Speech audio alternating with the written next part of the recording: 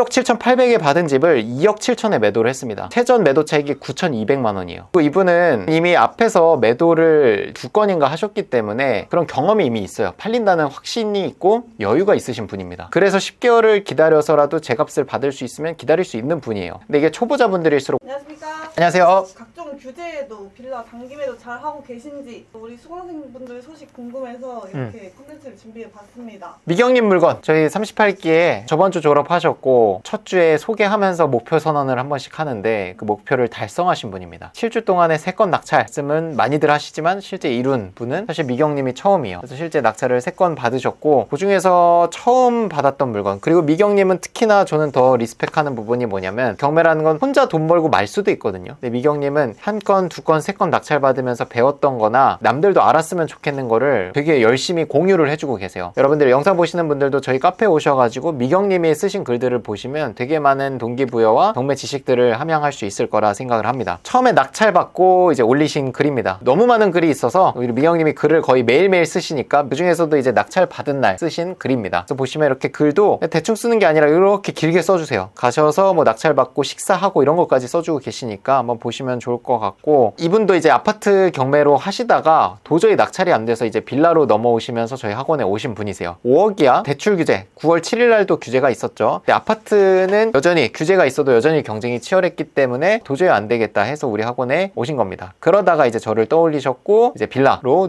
상품을 이제 바꾸신 거죠. 아파트에서 빌라로 상품을 바꾼 게 이분한테는 인생을 바꿔주는 신의 한 수였다고 생각합니다. 아마 아파트만 계속 하셨으면 여전히 낙찰을 못 받고 계셨을 거예요. 이런 체크사항들 제가 언제든지 수업 들으시는 분들한테 이메일로 상담을 드리고 있으니까 이런 내용도 막 써주셨고, 이 미경님께서 또 중요하게 보셨던 거는 교육이 끝난 다음에 어떤 대행 서비스라든지 제휴 서비스를 보신 건데, 그럼 당연히 리츠스쿨 밖에 없죠. 제가 수업 때 말씀드리는 낙찰이 목적이 아니라 이제 투자자 관점에서 수익률을 목표로 해라 라는 조언을 드렸던 내용도 이렇게 써주셨고요. 입찰을 하루에 하나만 하는 게 아니라 갔을 때 한 2건, 3건씩 입찰을 합니다. 왜냐면 본인이 목표로 한 게 세 채이기 때문에 하루에 3건을 다 받을 수도 있는 거예요. 그 정도의 투자금이 사실 충분하지도 않으셨습니다. 막 현금 서비스도 받아서 막 보증금 내고 하셨어요. 이분은 3채를 거의 연달아 받으셨기 때문에 보증금 10%씩 하면 그게 벌써 30%의 보증금이거든요. 굉장히 큰 돈이 사실 어떻게 보면 묶이는 거죠, 단기간에. 이런 스토리들을 쭉 써주셨고, 그래서 이분이 받으신 물건이 뭐냐, 부천에 있는 다세대 주택 첫 번째로 낙찰받은 물건이고요. 9월 23일 날 낙찰을 받으셨습니다. 부천 원미구 중동에 있는 리비앙하우스라는 다세대 주택입니다. 402호고요. 4층이지만 엘리베이터가 있기 때문에 전혀 문제가 안 되고, 외관상 이렇게 봤을 때도 신축이라는 게 보여요. 그래서 딱 4년 된 다세대 주택입니다. 전용도 굉장히 큽니다. 21평, 방 3개, 화장실 2개 구조 당연히 나옵니다. 이 물건을 2억 8천에 낙찰 받으셨는데 매도가가 얼마냐면, 지금 범위를 좀 넓게 잡았는데 3억 4천까지 지금 매도 진행을 하고 있어요. 무슨 말이냐면 그냥 단순히 시세가 3억 4천인 게 아니라 실제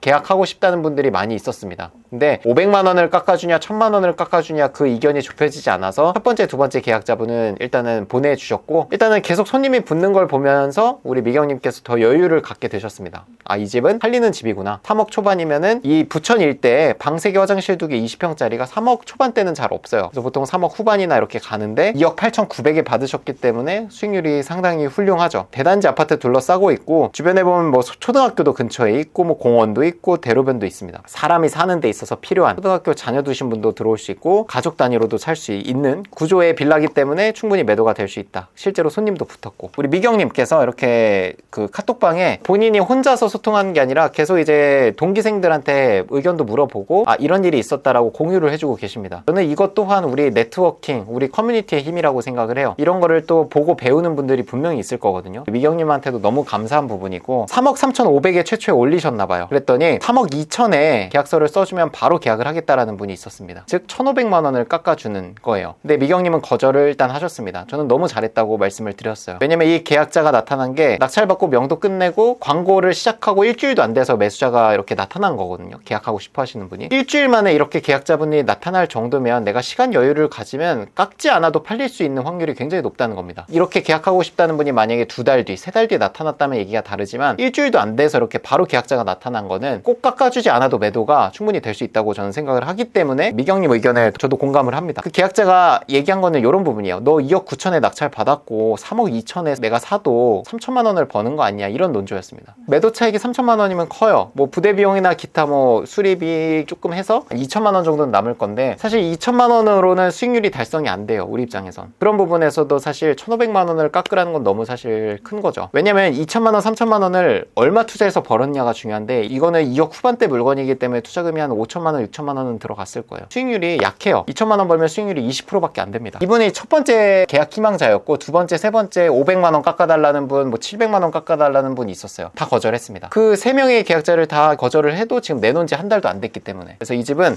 이렇게 손님들이 많이 오는 거 보면은 확실히 계약이 되겠다, 저도 말씀을 드렸고, 그도 그럴 게 이 부천 일대 이런 신축도 잘 없지만 신축이 있어도 면적이 작아요. 얘는 신축이면서 면적이 21평이거든요. 가족 단위로 사는 분들 입장에서는, 아파트 가시는 분들이 아닌 선에서는 어떻게 보면 가장 크고 가장 좋은 집입니다, 이 일대에서. 매수자가 많이 오신다는 게 좀 네. 놀랍네요. 이 시국에 빌라 거래 안 된다 이런 얘기들이 정말 많잖아요. 이 물건 근처에도 대단지 아파트들이 있지만 모든 사람들이 다 아파트에 사는 것도 아니고, 부천의 아파트라고 하면 이미 또 6억, 뭐 5억이 훌쩍 넘어가거든요. 자본금이 많지 않은 소시민들한테는 부담되는 금액이에요. 그럼 눈을 하나 낮춰서 바로 옆에 있는 다세대 주택, 그리고 신축이면은 사실 아파트에 준하는 내부 시설을 갖추고 있거든요. 근데 금액은 거의 5억대에서 3억대까지 내려올 수 있으니까, 이 정도 물건들을 보시는 분들, 투자금이 내 집 마련하는데 돈이 한 5천만 원이나 그 전후로 있으신 분한테는 충분히 매력을 느낄 수 있는 거죠. 아파트인 것만 포기를 하면 5천만 원으로도 내 집 마련을 할 수 있으니까. 근데 아파트 살려고 하면 1억이 넘는 금액이 있어야 되니까 부담이죠. 가격 절충에 응하지 않고 또 높은 차익을 만들려고 네. 기다리고 계시는데, 빌라라고 해서 차익이 크지 않다고 생각하시는 분들 계실 것 같아서 네. 차익이 큰 물건 또 한번 가지고 와봤습니다.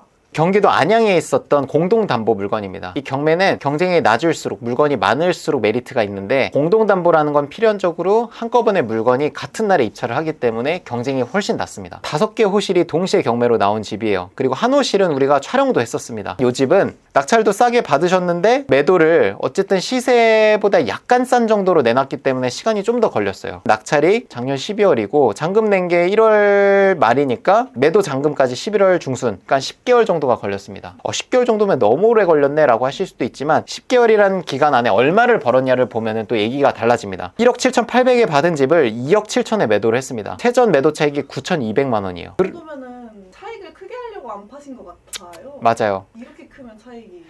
그리고 이분은 이미 앞에서 매도를 제가 알기로 2건인가 하셨기 때문에 그런 경험이 이미 있어요. 팔린다는 확신이 있고 여유가 있으신 분입니다. 그래서 10개월을 기다려서라도 제값을 받을 수 있으면 기다릴 수 있는 분이에요. 근데 이게 초보자분들일수록 마음이 조급하거든요. 그러니까 가격을 막 깎고 막 싸게라도 빨리 털어내고 싶다 이런 생각이 드는데, 해보신 분들일수록 여유가 생겨요. 우리 빌라광님 계시잖아요. 그분이 안 팔린다고 힘들어 하시던가요? 그리고 그분은 한 채가 아니라 5채 6채를 동시에 내놓고 기다리고 있잖아요. 매도를 해보신 분들은 기다려요. 처음 하시는 분들 일수록 이 2개월, 3개월을 못 기다립니다. 그런 게 좀 뭐 가르치는 입장에서는 아쉽긴 한데, 그런 분들이 이제 좋은 성과를 만들면 그 다음에 하실 때는 5개월, 6개월을 기다려서라도 매도 차익을 더 만들기도 하죠. 이 분이 딱 그래요. 매도 차익이 9,200만 원이고 10개월이 걸리긴 했지만 여러 가지 부대 비용을 내고도 순수익이 5,200만 원. 취득세 법무비 430, 인테리어비 400, 누수공사 140, 명도비를 좀 많이 드렸네요. 400, 대출이자 10개월치 하니까 750만 원, 중개수수료 100만 원 추가로 드렸고, 중도상환 기타 잡비해서 여러 가지 비용들에서 약 한 4천만 원 정도가 지출이 된 것 같습니다. 4천만 원이 지출이 돼도 세전 매도 차익이 9,200이라서 5천만 원이 남아요. 내가 시세를 명확하게 알고 얼마에 팔 수 있는지 확실하게 알면 낙찰도 잘 받고요. 받았을 때 내가 싸게 받은 걸 인지를 확실히 하니까 10개월이 걸려도 버틸 수가 있습니다. 근데 반대로 물어볼까요? 2억 7천에 매도될 수 있는 집을 만약에 2억 4천에 받았다고 생각을 해볼게요. 그리고 대출이자는 매달 70만 원씩 나가고 있습니다. 그 취득세 법무비가 이미 1,000만 원이 나갔어. 그럼 너무 조급해져서 2개월 만에 빨리 팔아야 될 것 같아요. 그럼 가격을 2억 7천이 아니라 2억 6천, 2억 5천에 이렇게 손절을 하려고 합니다. 그럼 마이너스거든요. 싸게 받는 게 정말 다양한 의미인 게, 대출도 잘 나오고 매도 차익도 있지만 싸게 받아놔야지 내가 안 팔렸을 때를 버틸 수가 있는 것 같아요. 그래서 경매로 이렇게 1억가량을 싸게 받을 수 있는 건 이렇게 여러 개 물건이 나왔을 때만 가능하다고 전 말씀을 드리고 싶어요. 싶어요. 아니면 뭐 특수 물건이거나 딱 하나 나와 있는 물건을 가지고 2억 8천에 팔리는 집을 1억 7천에 절대로 받을 수는 없어요. 이게 여러 개 나와 있기 때문에 이렇게 싸게 받을 수 있는 거고, 싸게 받았기 때문에 이분이 10개월 동안 여유 있게 버틸 수 있었던 겁니다. 그걸 첫 번째로 말씀드리고 싶고, 여러분들께서 이 사례의 주인공이 되고 싶으실 거예요. 이런 사례를 많이 보셨으면 좋겠어요. 저희 카페에 여기 보시면 저희가 카테고리도 새로 만들었거든요. 낙찰받은 건 낙찰 받았어요, 매도가 되면 매도했어요 게시판으로 옮겨 놓습니다. 학창시절에 이제 모의고사 풀어보듯이, 수능 시험을 위해서 기출문제를 풀어보듯이 매도하신 분들 거를 한번 살펴보면서 매도된 거 얼마에 되는지, 평당가는 얼마인지 계산도 해보시고, 최근에 매도된 게 있으면 그 주변에 나와 있는 것들 어떤 게 있는지도 살펴보시고 입찰 준비도 해보시고 하는 게 저는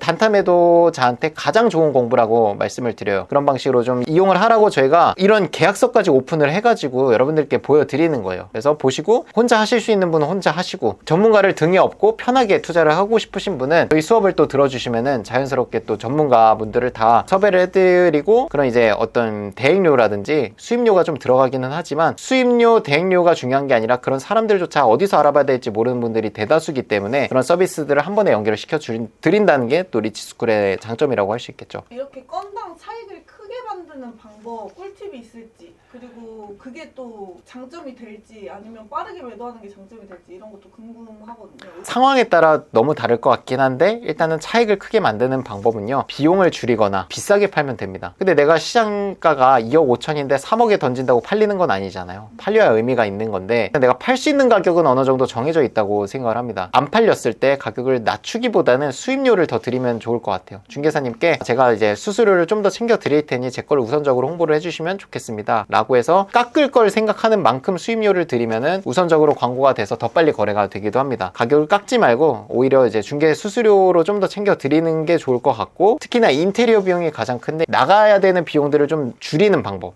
그러면 비용을 줄이면 나한테 남는 돈이 반대로 커지거든요. 그런 식으로 인테리어나 이런 거를 좀 간소화해서 매도를 하는 방법을 좀 강구하시면 좋을 것 같은데, 빌라를 매수하시는 분들이 인테리어 안 된 집을 사진 않아요. 깨끗하게 하되 정말 필요한 것만 하는 거죠. 그런 거에 대한 상담은 주변 공인중개사분들 아니면 빌라를 전문으로 매매하시는 분들이 잘 알아요. 최소한의 비용으로 어디까지 해야지 매도가 되는지, 그런 것들을 잘 공부를 하셔가지고 최대한 비용은 적게, 가격을 깎지 말고 그 수수료 깎을 가격의 한 반절 정도를 수수료를 챙겨드리면 거래가 더 빨리 되기도 합니다. 차익을 크게 만드는 가장 좋은 거는 여유를 갖는 겁니다. 내가 3개월 안에 팔겠다라고 하면은 가격을 많이 깎아줘야 돼요. 반대로 근데 내가 1년 안에만 팔면 돼 라는 여유가 있으면 내가 시세에 준하게 팔 수도 있는 겁니다. 내가 얼마나 여유를 갖고 있느냐에 따라서 차익은 달라질 수 있을 것 같아요. 그러면 그와 반대로 제가 시간적 여유가 없어서 난 이거를 올해 안에 팔아야 돼, 저처럼 올해 안에 팔지 않으면 공제 처리되는 게 올해 안에 끝나, 예를 들면 저 같은 상황에서, 그럼 빨리 파는 게 중요하죠. 그 상황에서는. 그랬을 때는 내가 시간을 단축시킴으로써 자본금을 불리고 바로 다음 투자, 다른 시드를 불려갈 수 있는 물건을 바로 낙찰받을 수 있는 장점이 있는 반면에, 어떻게 보면 빨리 팔아야 되기 때문에 더 싸게 내놔야 빨리 팔리겠죠. 내가 얻을 수 있는 수익이 줄어든다라는 게 단점이겠죠. 명확해요. 빨리 팔려고 하면 수익이 줄고, 내가 늦게 팔아도 되면 수익은 늘어납니다. 시간에 따라서 달라지는 거기 때문에 내가 빨리 팔아야 되는 입장이다 하면은 빨리 손절하고 1,000만 원, 2,000만 원을 남기더라도 빨리 팔아서 2,000만 원을 불려서 다음 투자를 해야 되는 상황이라면 가격을 싸게 내놔라. 나는 여유가 있다, 한 채만 비싸게 팔아도 된다, 아까 앞서 봤던 매도차익 9천만 원처럼. 그러면 사실 10개월 뭐 그 이상을 보고 매도를 할 수도 있는 거죠. 10개월 동안에 뭐 5천만 원 번 거를 잘못했다고 하는 사람은 없잖아요. 그거 한 건으로 뭐 남들 연봉 이상을 벌었는데. 그래서 저희가 이렇게 매도 사례들이 많이 나오고 있는데, 매도 사례를 보는 것만으로도 도움이 된다고 하셨잖아요. 네. 또 저희 무료 단톡방 운영하고 있는데 어떻게 운영이 되는지 소개 부탁드립니다. 저희 무료 단톡방 입장 링크는 저희 영상 고정 댓글에 달려 있고요. 들어오셔서 그냥 대기만 하시면 됩니다. 저희가 매일 신문 기사를 올려드리고 낙찰 사례, 매도 사례를 실장님이 계속 올려주고 있어요. 근데 이제 초보자분들 입장에서 이게 매도됐고 낙찰됐고만 보면은 사실 또 와닿지 않을 수 있을 것 같아서, 그와 관련된 어떤 스토리나 배경이 있는지, 그리고 어떻게 물건을 찾게 됐는지, 그분의 얘기들을 제가 정리해서 둘째 주, 넷째 주 화요일 날 특강을 또 해드립니다. 보통 이제 특강 앞부분에는 그동안의 시황들 아니면 낙찰 사례 분석, 그리고 뭔가 여러분들이 경매 검색을 할 때 좀 꿀팁들 전수를 해드리고, 마지막 부분에 우리 그동안에 있었던 낙찰 매도 사례를 좀 분석해드리는 시간을 갖습니다. 그러면 사실 어떻게 보면 이제 수능 공부할 때 모의고사를 풀고 이 푸는 거에 대한 해설을 듣는 거라고 보시면 될 것 같아요. 모의고사 풀고 기출문제 풀어보고 그거에 대한 해답을 강사가 설명하는 걸 듣거든요. 이게 경매도 똑같다고 끝났다고 보면 될 것 같아요. 매도된 게 왜 매도가 됐는지, 어떤 스토리가 있었는지, 수수료는 얼마나 들어갔는지 이런 것들을 분석을 해드리고 여러 가지 얘기들을 해드립니다. 저희 정규 강의도 한번 소개해 주시죠. 커리큘럼은 이렇게 1주차, 2주차, 3주차 빌라라는 상품을 가지고 권리 분석을 해드리고요. 4주차부터는 2교시에 특강이 들어갑니다. 대출 상담사님 오셔서 특강을 하고요. 특강이 끝나고 난 다음에 1대1 상담까지 해서 보통 강의가 3시간에서 더 연장이 돼서 4시간까지 이루어지기도 합니다. 5주차에는 세무사님이 오셔서 세금 특강, 그리고 법무사님 오셔서 명도 특강을 해드립니다. 이분들이 그냥 외부 강사가 아니라 교육이 끝나고 나서 우리 교육생분들, 졸업생분들을 봐주시는 분들이에요. 세금을 봐주시고 이제 명도, 그리고 법무 상담을 해주시는 법무사님, 이범주 법무사님입니다. 6주차에는 이제 스터디 특강, 그리고 낙찰 이후 프로세스를 배우고 7주차에 이제 졸업식을 하면서 소액 지방 아파트 특강을 해드리고 그동안에 배웠던 거를 총망라해서 발표하는 시간이 있습니다. 그동안에 얼마나 내가 발전을 했는지 발표하면서, 그리고 다른 조가 발표하는 걸 보면서 같이 벤치마킹해서 배워보는 시간이 준비가 되어 있습니다. 추가적으로 이제 4주차, 5주차에는 임장 시간도 있고요. 보충 강의 시간도 있어서 총 9번의 교육이 이루어진다고 생각을 하시면 될 것 같아요. 수고 많으셨습니다. 고생했습니다.